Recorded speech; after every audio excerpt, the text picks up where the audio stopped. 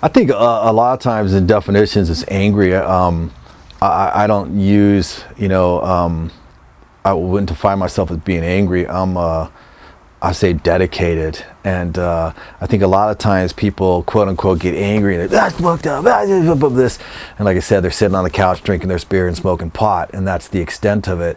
I think my dad always said, hey, if you see something, you say it's wrong, then you have an obligation to do something about it, and if you aren't going to do anything about it, then shut the beep up, And for us, a lot of times, it kind of goes, a lot of times I go back straight to my dad, but my dad used to say no.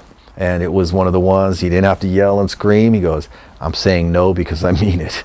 And if I didn't mean it, I wouldn't say it, And I don't have to yell and scream, but that's the way it is.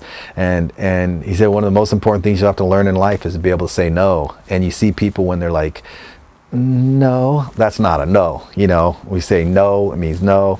And I don't care what other people think, because most of the time they're not thinking, and their thought process is not based anywhere about where I want to be or where I want to go and stuff.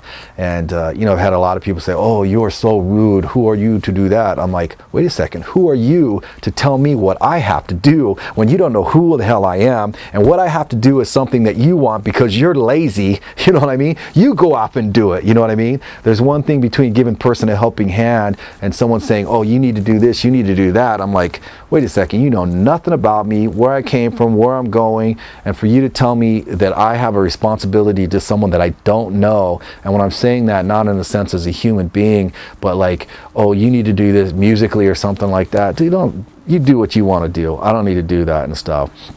And so basically it's just, it's not arrogance. When I was young, people used to say I was an asshole, but it was just basically, I realized it's like, hey, I'm not here to make you happy. I'm not here to wash your clothes.